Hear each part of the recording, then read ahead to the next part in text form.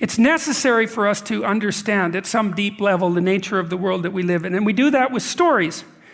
The stories try to lay out, they try to lay out the structure of the world that we have to contend with and walk through. It's not the same as the objective world. It's the world of emotion and motivation and dream and literature and struggle. It's the living biological world. And that's portrayed in stories. And the stories tell us, well, there's two fundamental domains of existence. There's an orderly domain and a chaotic domain.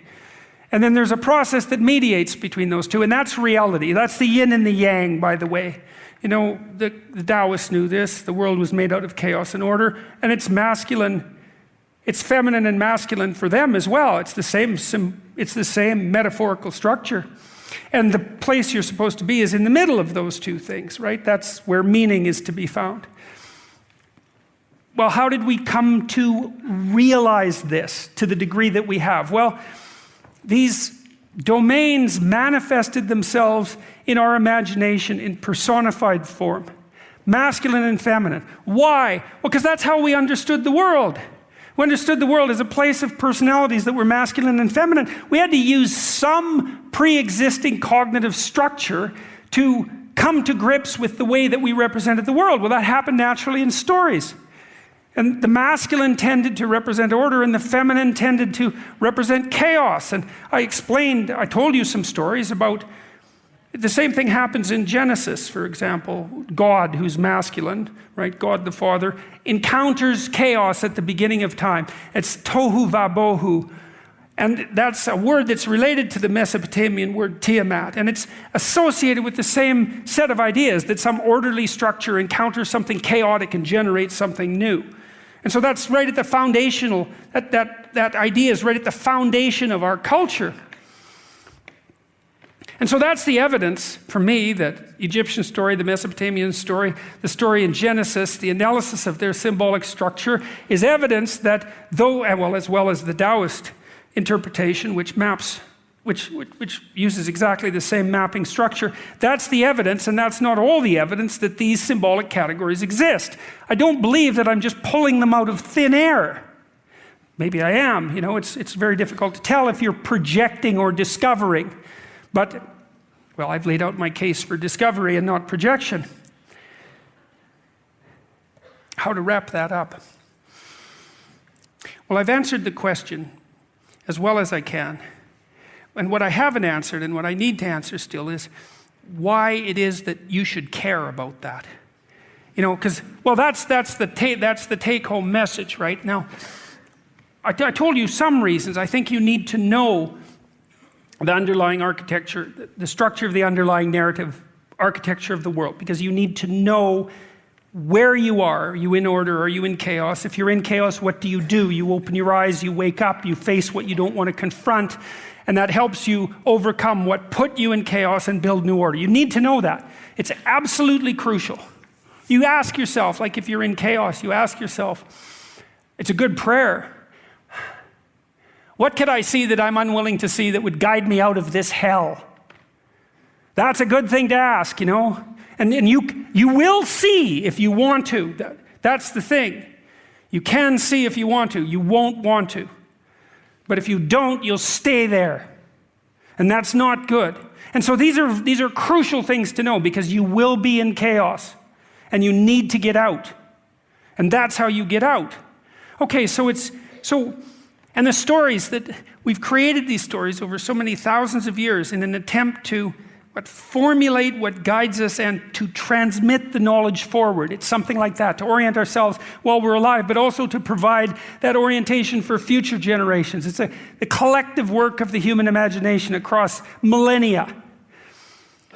And that's what I was trying to explain, at least in part, in 12 Rules. There was no attempt to pejoratively describe women as chaos and men as order, and to make the case that one was preferable to another. I don't believe that anyways. It's an attempt to elaborate out the fundamental structures of the narratives that guide us so that people, including me, can understand them in a more articulate and complete manner. Because, you need to know, it seems to me that we're at a point in our development, let's say psychologically and technologically and culturally, all of that we have to be more awake than we were. And we were guided, in some sense, unconsciously and implicitly by these stories for a tremendously long period of time. And we woke up enough to criticize the stories. And then we lose them. It's like we lose the story. And it's at the bottom of everything, is we can't lose the story. You can't lose the thread. You lose the orientation. And you have to understand now, instead of just following or instead of just believing. You have to develop some articulated representation. It's very difficult, This idea of order and chaos and the symbolic representation of femininity and masculinity, the overlay of those two, it's tremendously complicated, assuming there's any degree of accuracy in it. It's tremendously complicated conceptually.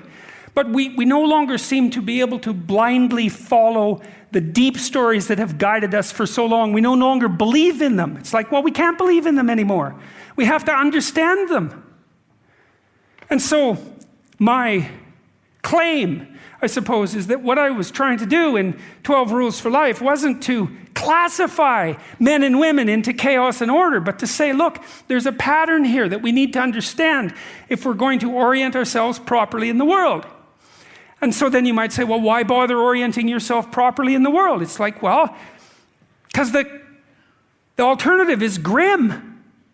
It's like, well, chaos is terrible if you're overwhelmed by it. It's not only will it do you in, like physiologically, because you can't tolerate the stress when everything's fallen apart and there's no direction.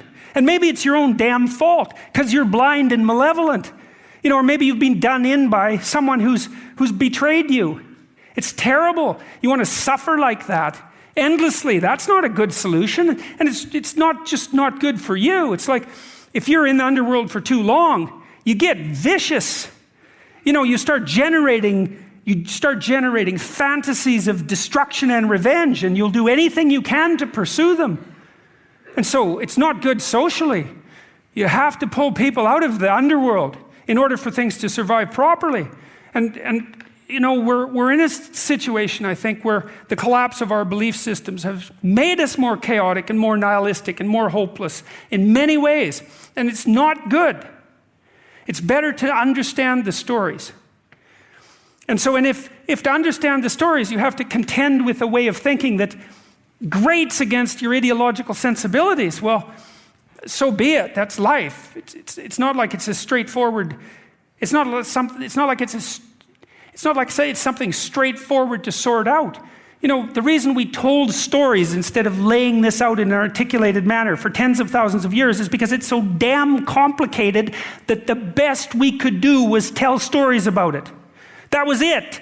That's where our knowledge ended. And we've developed enough psychological knowledge, maybe in the last 500 years, to start to articulate the underlying narrative structure. And I think we need to be able to do that. I think part of the reason that my book has been popular and the lectures that I've been doing, like this one, have been insanely popular enough to bring all you people out on a Saturday night. It's like, what the hell is going on? To listen to this. It's like, it's not a walk through the park precisely, but I do think it's the manifestation of a realization, a collective realization, at least in part, that it's time to be more awake than we have been and to understand what's at the bottom of things. And so that's why I laid out the symbolic structure that I laid out in my first book, in Maps of Meaning, and then in 12 Rules for Life. And it represents my best attempt to make sense of things. It's not an attempt to convince people. It's like, I don't know, for Christ's sake. It's like, life's a mystery. It's difficult to contend with. You delve into the bottom of things if you want to understand them. I've always wanted to understand what drove people towards malevolence. The study has laid out this symbolic landscape for me, and it's been so helpful to understand it. And so I've been trying to communicate it, and part of that communication is the representation of these symbolic patterns, and they happen to manifest themselves in gendered form. And that's just how it is. And we can deny it, and maybe it's wrong, but I can't see how it's wrong. We can deny it, but it's not going to help. It's not deniable. And I do believe it's the way we think. And so I hope that you find that helpful. I think it's useful to know that you can be in chaos. And it's useful to know that what you do there is you open your eyes. And that it's also a place of renewal. Not necessarily, because it can be a place of death, but it can be a place of renewal. And you are the sort of creature that can be renewed. And to understand the symbolic understructure is to understand that consciously. And I think we need to understand it consciously.